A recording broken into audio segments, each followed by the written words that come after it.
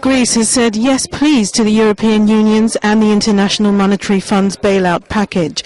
Prime Minister Papandreou said it was imperative for Greece to ask for the activation of the aid mechanism. The failing European economy has been negotiating a 40 to 45 billion euro aid package after its debt crisis shook the euro. Germany said it will show solidarity with Greece if needed.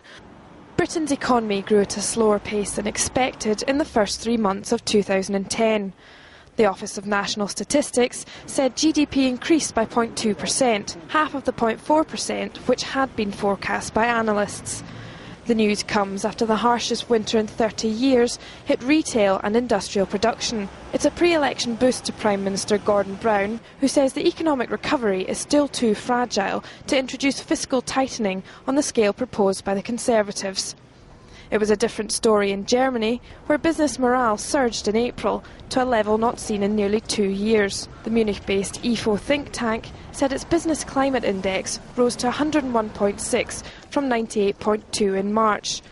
The reading was the highest since May 2008 and surpassed analysts' estimates of a hike to 98.6. IFO described Europe's largest economy as having shifted into a higher gear on the road to recovery.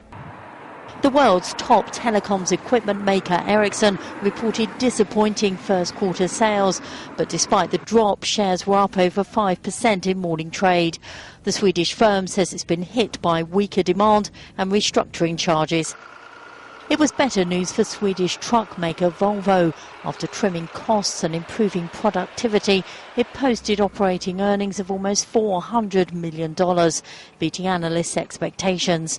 The news sent shares soaring more than 10% in early trade. Volvo predicts its truck unit to grow in the second half of this year by 10% in Europe and as much as 20 to 30% in North America. A request by Greek Prime Minister George Papandreou to activate the IMF's emergency loan sent European shares higher on Friday. At 14:30 GMT, the FTSE Eurofirst 300 was up more than 1%.